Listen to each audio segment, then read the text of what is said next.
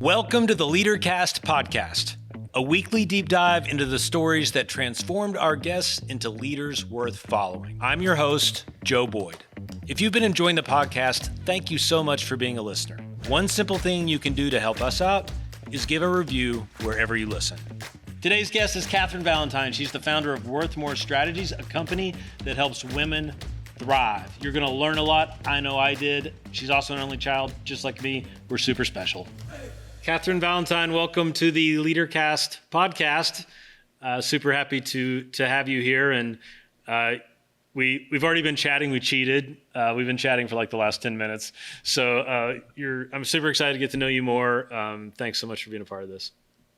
Sorry about that. Keeping silent has never been, one of my fortes. Yeah. I'm an introvert, actually. I'm like off the chart introvert on the Myers-Briggs and all that kind of stuff. But my whole life has been performing or in front of cameras or audiences. And my wife's an extrovert. So I say one of the things I love about her is I don't have to talk. she my husband's space. Pretty much just along for the ride. Yeah, right. So this is perfect because these people don't come to hear me say anything else. We can hear from you. I am read a little bit on your website about you, and you were introduced by a great friend of ours. So I would like to get back and just hear your story. But before we do that, can you just tell us a little more about what Worthmore is, what your company is, what you do these days? Yeah. So Worthmore Strategies helps other companies advance and retain women. So as I'm sure you're familiar with, we know from research over the past 15 years or so that companies that are high in diversity tend to move higher into performance. And companies are doing a pretty good job recruiting at least initial classes that are about 50-50. But we really fall down about 10 to 15 years into someone's career where we see a lot of women leaving. And that puts companies in a really tough spot, right? They're losing a lot of the talent that they've invested in. And so our mission is to solve that problem, leveraging research from the top universities in the world. I have to say, I am used to being on podcasts to talk about content. Yeah. This is the first podcast I've ever been on where someone wanted to talk about me. So I've been practicing becoming an interesting person, and we'll see how that works. Well, that made me kind of sad for some reason. Of course, we want to know about you. And don't look. Every story I feel like is a miracle that we're even here and we get a chance to live this life and do this thing. And I'm absolutely positive you're downplaying how interesting you are. But I do want to just thank you for being willing to do that. So we'll see. The audience will let us know. Yeah. Dear Joe, don't ever invite her back. No, stop it. So when did you first have this self-doubt? I'm kidding. Let's go back into your. Where'd you go? Don't leave. Joe, it started when I was born. It was a Tuesday. Sure. Let's for real go back to you as a little girl running around. Where'd you live? What were you into? One of the questions I love to ask early on, and for some folks it works, for some it doesn't. But I'm always interested in the first adventure story that captured your imagination. So it could have been a movie or a cartoon or a novel you were reading or anything like that. If you have that, go for it. But just tell us a little bit about what kind of kid you were growing up. So I grew up, I was raised by a single mom, and I grew up in a suburb of Charlotte. Yes, those do exist.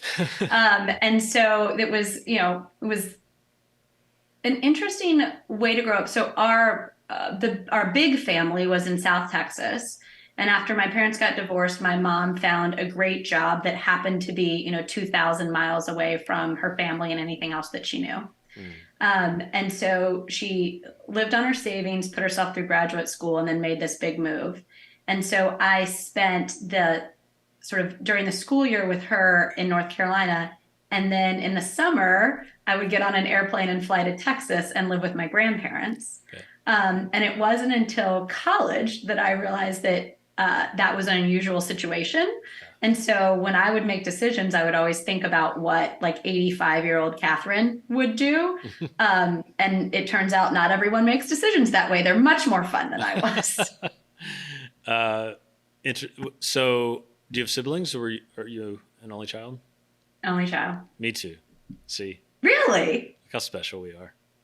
I know. Everyone says it's a bad thing. I actually really enjoyed it, right? I think it's certainly convenient when you are your own best friend. You know what I mean? Like, there you go. I think I've told this story before. When I was like 8 years old, my mom came to me and was like, you should have some friends.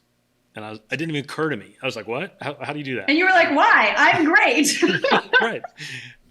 So, and it's interesting, like, of course, you're going to devote at least this stage of your career to helping women in the workplace. And here you are, the daughter of a single mom, working pretty hard. What kind of work was your mom in? What brought her to, was it Charlotte, right? Yeah. Yeah. So get this. When my parents got divorced, my mother was a librarian. And then she had always gotten, C's and D's. And then she realized that was not necessarily going to work at this point in time. So she ended up putting herself through grad school. She graduated with straight A's, and then was recruited to a role as a hospital administrator in North Carolina. When she retired, she was one of the VPs. Wow. And so that always to me was an interesting take on like, oh, there are so many of us who have these great strengths and can do these great things. We just haven't had the right environment yet, right? And so it's kind of thinking about like, how do we put people in those situations where they can truly shine? There's something to just being a little bit older when you go to college. I remember when I was I went to college right out of high school, and there were these like old guys that would come to our class, and they would sit up front, and they had a briefcase, and they would take notes. And looking back on it, they were like 28. They just felt old to an 18-year-old. They had a briefcase. Like, I don't remember the last time I saw one of those. This is back in the dark ages too. But I think about them a lot for some reason, because sometimes you just need enough life experience or enough pain or failure or fear, sometimes even, to realize, I'm going to go like, I got to go do this basically like a grown up, right? I got to, there's no one else to rescue me. I'm going to find my own path. There's no safety net there. And I feel like I need to explain, librarians are amazing. My mother was not a normal librarian. She was a librarian within a corporation. So it wasn't like she had all of the like amazing credentials that, most librarians have. This was kind of a different thing. So growing up, what kind of kid were you? I still don't know that I can answer that question, right? Like, I was an all-American cheerleader. I was also a total nerd who, skipped school to study for the SATs. Like, who does that, right?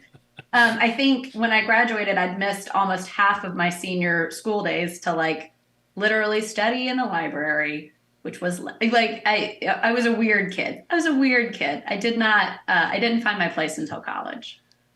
Yeah, I love skipping school because you're just not learning enough there. Right? Who does that? Probably pretty successful people would do something like that. So you get to college and you say you just said something like you found yourself there. So what does that mean when you get there? It was the first time I'd been in an environment where it was okay to be curious. Okay.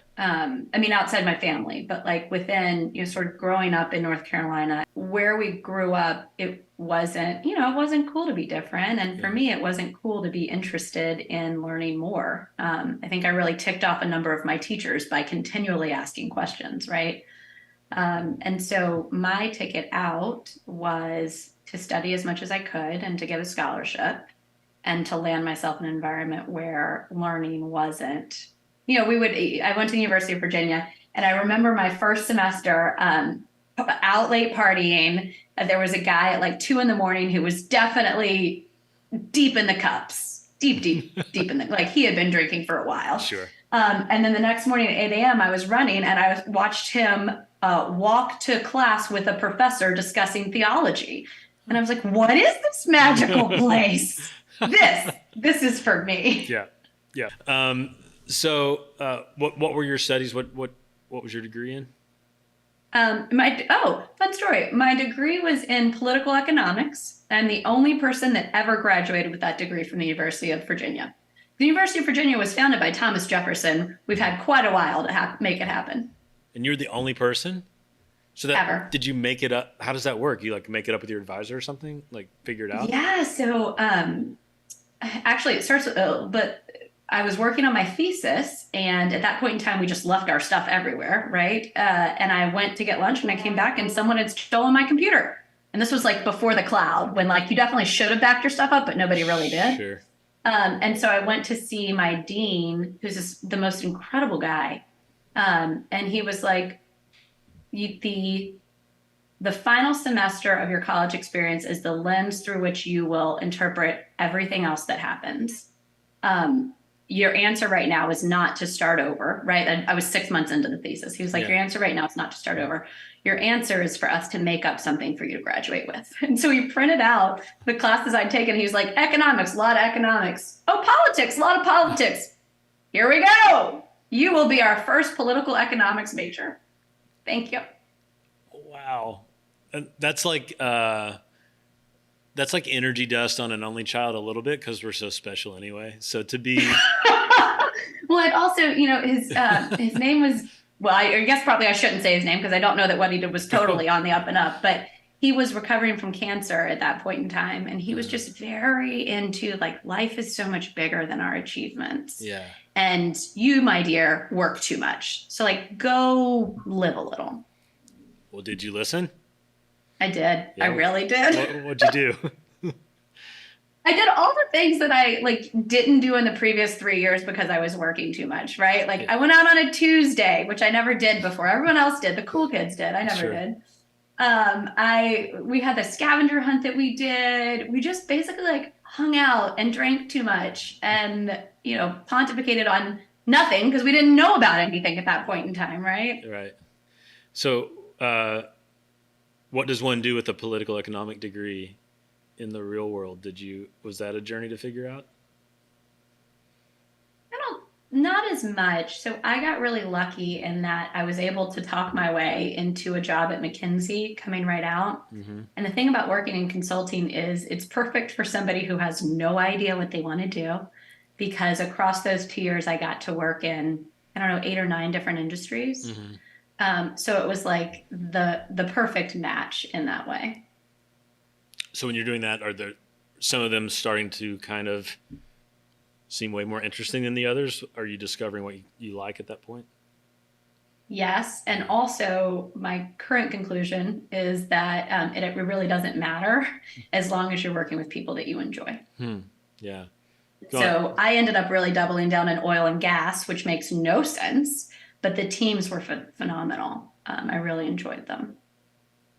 Could you talk about that a little more? Because I think, can you say a little more about working with the people you like? How did you realize that? Why did that become so important to you? Well, I think it's sort of like choosing the environment in which you can thrive in, right? So I did a little bit of work that inherently I thought that I would really enjoy. It was in education. I had done a lot of nonprofit education work in college. I had taken classes in economics of education, everything like that. I thought this would be my place. But I didn't necessarily jive as much with those teams. So I always felt a little bit uncomfortable, surprised. There were things that would happen that I didn't see coming, versus when I got staffed to the oil and gas stuff, I didn't choose that. It was chosen for me. Mm-hmm. I just enjoyed the teams. I understood their logic. I knew why they were making decisions. I really respected the fact that they wanted to do good work, but for them, work was a part of the portfolio of their life. Yeah. And so for me, letting them know that I was going to take a day off to go be with family or to go celebrate a friend's birthday, like that wasn't as foreign for them. That was something they supported. And so I think it was almost like selecting the environment in which you can thrive and recognizing that that's not every environment. I mean, the failures on my resume are impressive in and of themselves. You're kind of like, how did you mess up that bad? And so I think that in retrospect, it's one of those things that makes sense when you look back over it. Yeah. General working hypothesis of mine that I stole from people way smarter than me is that, Father Richard Rohr's a hero of mine, and I was able to interview him. I don't know if you know who he is, but he says basically that we all sort of have a first half of life, right? And for some people, it can last 13 years. For some, it could last 80 years. So don't take half literal. And then we go through some amount of pain and failure, and doesn't necessarily have to be our own doing, but it's coming out of that pain and failure that ushers us into what he calls the second half of life, in which, having survived that, we become much more about other folks.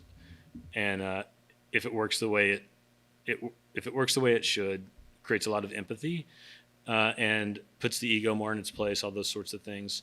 You mentioned some failures, so I'm curious, as I explain that just as a working sort of metaphor, first, second half, do you see that in your own story where you endured? Oh, I have buckets of them. Do you see does one or two come to mind that were more maybe personally transforming? Well, one is what this business came out of, and I would say my professional purpose came out of. So when I was in business school, I was trying to get an internship. And in business school, the internship is critical because it's where most people end up getting their full-time job out of, right? So that it's basically like, you've now spent $250,000. Go get a job that justifies that, right? A lot of pressure on it. People really, really kind of overdo it a little bit. And I was one of those people. And so I tried really hard. I found a job at a Fortune 100 that I was excited about. And I was like, this is where I will be for the next 20 years. This is where I will make a career. And so during the internship, I pushed myself to finish the project we were given to last 10 weeks. I finished in about 3.5. And my whole thing was like, this is great, right? Like, look at what I have done for you guys. This is wonderful. You will hopefully want me on your team in the future. And I ended up deciding that the right strategy here was to negotiate that I would be placed on another team halfway through the summer, so that at the end of the year, at the end of the cycle, when they were discussing which interns would get job offers, that twice as many people would be able to vouch for me. And I thought that was going to be kind of the unlock to getting myself this job. And so I spent all weekend practicing. This is back when Barnes and Nobles were everywhere. And so I went to the Barnes and Nobles. I got all these books about negotiating. I highlighted and underlined. I wrote a script. Again, very type A, way overdo things. Sure. Wrote a script. Then I got on the phone with my mom and I made her practice it over and over and over again, which I think it turns out is actually how you know somebody loves you unconditionally is when they'll have the same 5-minute conversation for 3 hours. Yep. Right. And so I went in on Monday, 10 a.m. was the meeting. By 10:03, I had managed to accidentally offend the coordinator. By 10:05, she was telling me I wasn't a culture fit. And by that point in time, it was pretty clear that I wasn't going to get a job offer. So the internship didn't make sense anymore.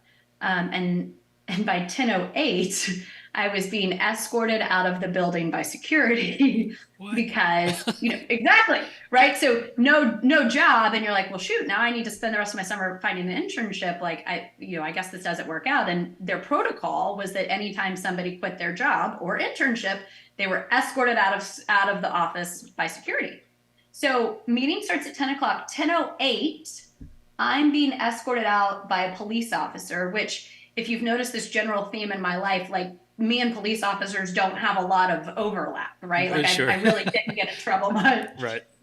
And so I'm sitting in my car and I realized that in less time than it takes to get a latte at Starbucks, I have completely derailed my career. Yeah. And there we are. It's like a scene in a movie. It's an actual scene in a lot of movies where you're just sitting there in a car being what? Well, you're holding the box and the security guard takes you down to your car. Like that one random plant in the box that no one has on their desk. Right. Yeah, when they clean out their desk, it just shows up in the box. Yeah. That and you were young. You were still very young, obviously. And that's. I was 30. I wasn't that young. I was the people carrying briefcase, except without the briefcase. What I noticed with me is and other actors have said this, casting agents loved me and they got me in, I auditioned for The Office over and over and over again because I was deadpan. I could do that whole thing. That makes a lot of sense. And I wanted it. Anything I ever wanted really bad, I didn't get. I couldn't perform in the moment to my best when I wanted it. And as a result, I got plenty of dog food commercials, like stuff I didn't want, because I would just go in there and do whatever. But it reminded me of that when you want something so badly, sometimes that in and of itself has a way of being the block, you know? Well, this is a slightly different story, Yeah. which is that the 20-ish hours I put into preparing, I used the resources that were available. And those resources have been written for men. They don't come with that like disclaimer, like, oh, this is written for men. Yeah.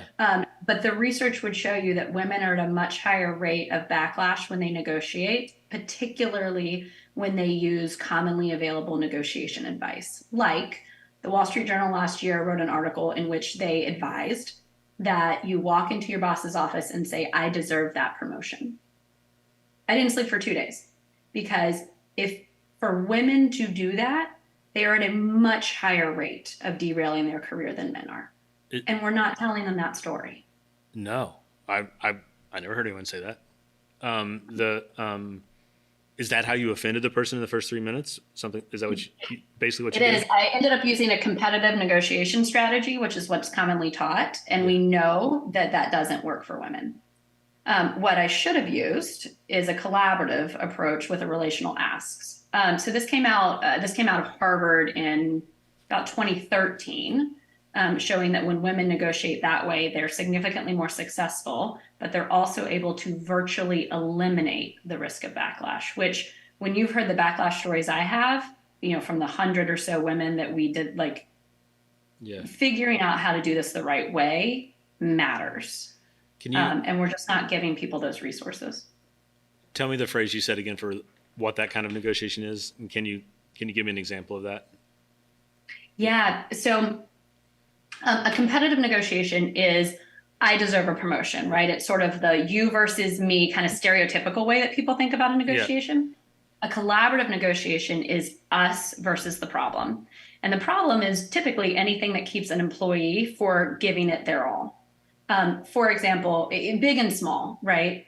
Promotions, I'm in sales and I can't get as many sales done because I don't have the external credibility of this title or whatever it may be, right? Right. The second piece to that is using a relational ask. And a relational ask is something that shows that what you're asking for is both legitimate and beneficial. So the way that we have taught women in the past to do this is using the formula, which is talk about your past performance plus the future vision, and then make your ask in a way that demonstrates the impact on other people.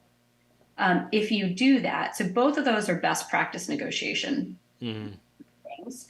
If a man chooses not to use those, there is literally almost no downside. If a woman chooses not to use those, then she is at a pretty high risk of backlash, at least professionally.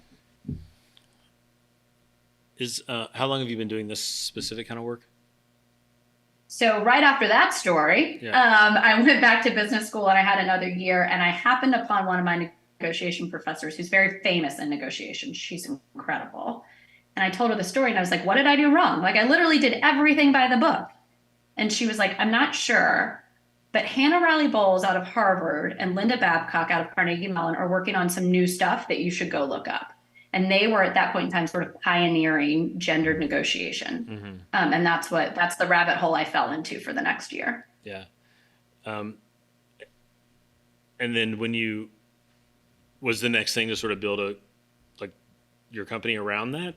Was it that the next step? Yeah, so the unlock was, companies are losing a lot of female talent, and we're approaching it simply with top-down stuff, right? Oh, we need maternity rooms. Oh, we need to ship breast milk, and we need to, and all these things are important and they're wonderful and they're part of the solution.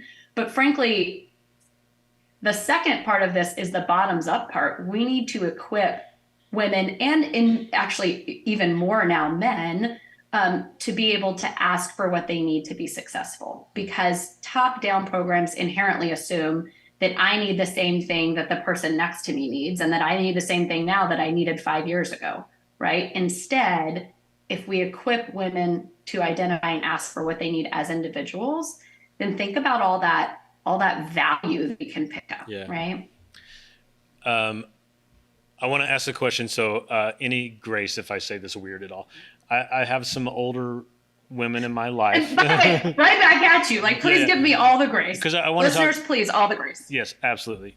It's I'm sitting here recognizing some of my privilege, right? But I'm thinking of 3 different women in their 60s now, probably, that had risen to the top of pretty big organizations.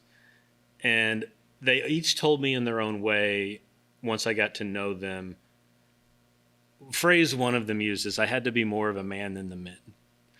And so their sort of philosophy to get, and I'm sure some of it was generational, was you think men are tough, I got to be tougher. They were clients. They were awful to negotiate with. They always won.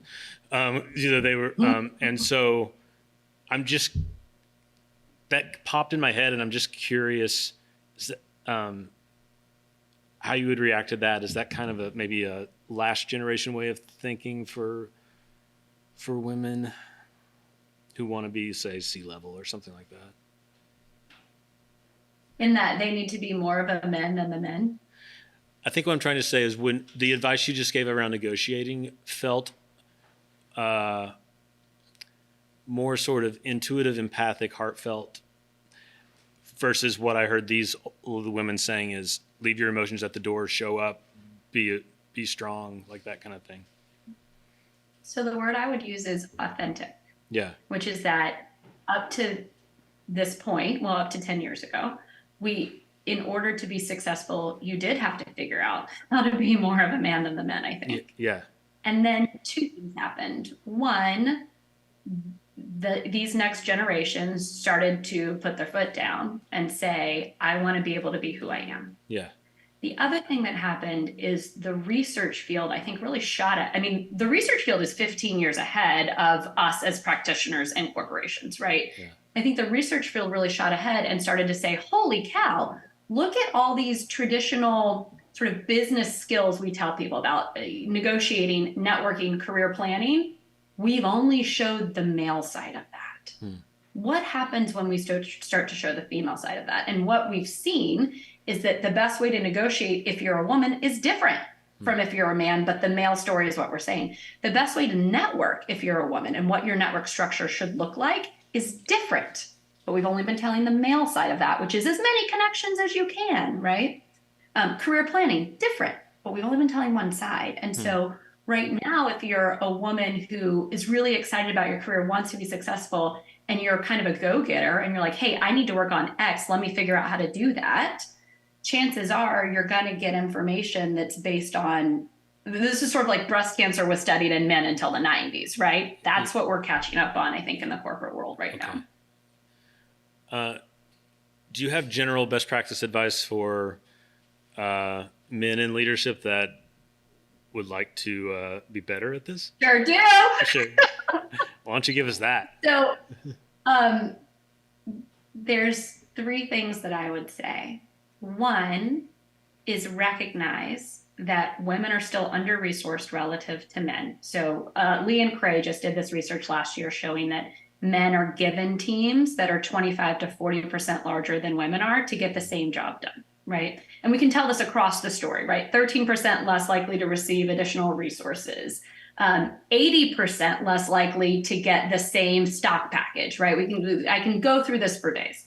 So for male leaders, it's one, recognize that we're still resourced inequitably unless there is an intervention. And as a male leader, you're a great place for the intervention to happen, right? You can do a lot. Yeah. The second thing is recognize that after we're resourced unequally, women are more likely to receive backlash asking for resources than men are. So I can't correct this problem because I'm more likely to get punished for correcting it. A side note, actually, men are more likely to suffer backlash in sort of gender incongruous negotiations, like if you were to negotiate flexibility. In that situation, you're at more risk. Okay. For us, it's any traditional career negotiation, promotions, resources, raises, all of that stuff is loaded. And then the third thing for male leaders to know is that you can equalize a decent amount of that by creating the space for your women employees to ask, which is when you're having a conversation about what their goals are and all of those things, ask the question and have the space and time for it of, now that we've set your goals for the next quarter, what can I do to help you achieve those? And the things you'll uncover are, I found out one woman that I managed needed a new chair. She had scoliosis. She had never declared it. She was a pretty average performer. When I asked that question, she said, well, actually, I need a new chair, which is a shocking thing. And when we gave her one, she shot up to the top performer on the team by far. And we just hadn't created the space for her to ask for that for 6 months. Okay? So those would be my 3 things. I love it. Dude, I can really talk about this for a while. Well, yeah, it's your thing. I would hope so. Like it's fascinating, and this is why we wanted to talk to you. It's, I think, in some ways, I'm a Gen Xer, which we do exist. They skip us all the time, but we do get skipped a lot. The world just went from boomer to millennial, which is fine. But I think there's a perception that this new generation is coming to power, if you will, and organizationally all over the U.S., the world. And this new generation is less bound by traditional gender roles. So I think naively, maybe there's a little hope this all just kind of fixes itself for some folks, because we have hope that they'll kind of grow out of some old-fashioned thinking. I know that's naive and not true, but I think a lot of folks, probably my age and older, kind of have that in the back of their mind that this next generations, they're doing this right kind of thing. Well, I actually think what's going to happen is that we're going to see a shift. If I had to guess, so let's just do negotiations for a second, right? Because this is what I know. Before, everyone negotiated like a man, and some women suffered backlash, and we were always surprised till we weren't. Now what I think is going to happen is when we look at how leadership is changing into a much more collaborative practice, I think if we project out 10 years, men are going to need to negotiate the way that women have to now. Mm-hmm. So I have to learn to do this so that I don't derail my career again, right? Yeah. I think my children, who are both boys, will need to learn to do this to be effective leaders. Yeah. How old are your kids? 3 and 5. They're just a giant mess. It's just literally my life is just a hurricane. God bless you. I have 2 boys it's too. So fun. Same age difference. They're 20, turning 24 this week and 21. And I'll sound like the oldest man ever and say, trust me, it'll feel like tomorrow when that happens. But that age difference is chaos for many years. Then they'll probably hate each other for a little bit, and then they'll be best friends. That's my prediction. I'm really glad you told me that, because the best friends part is what we were going for. That's why I put myself through that so quickly. I wanted, and maybe this was the only child thing, right? But I wanted them to have somebody else. Exactly. In the world. Yeah, that's interesting that we're parallel there too. But the good thing about boys during puberty, they just lock themselves in their room for 3 years.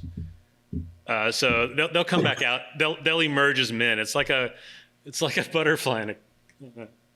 That's how it works. You'll see them. They'll come out with a beard. It'll be great. So don't take it personally when they don't talk to you for a while.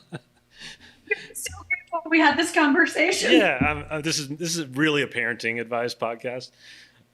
So you're totally welcome, Kathryn. I'm happy I could help you with that. Could we do it to wrap up? I've loved getting to speak with you. I think you're incredibly interesting, and you're silly for saying otherwise. Your story is... Well, I practiced. Yeah, good job. Of course you did. You're type A. And your work is important and more than noble, and thank you so much for doing it, for educating folks like me, and for helping women get what they deserve. So if folks would like to connect with you or learn more about this, what's the best way to do that? Oh, thank you for asking that. And thanks for the opportunity to just chat a little bit. Like I said, I've never done a podcast interview quite like this one, so I wasn't sure what to expect. Sure. For anyone that wants to learn more, you can go to worthmorestrategies.com. And across the top is actually a banner where you can download 75 things that you can negotiate, which a lot of people only think there's one thing to negotiate, right? Okay, yeah. From there, that's actually going to shoot people into our support emails. So they'll get an email every month about the newest research on how to be successful as a woman in professional settings. Great. Worthmorestrategies.com, correct? All right. Thank you so much. You are now part of the LeaderCast family, so welcome to that. Hey! That means I will ask you for favors. As an only child, you know how much I want to join families, right? Right, exactly. Come on in. Weather's fine. Thank you so much for your time. It was a blast to talk to you. Thanks, Joe. Thanks.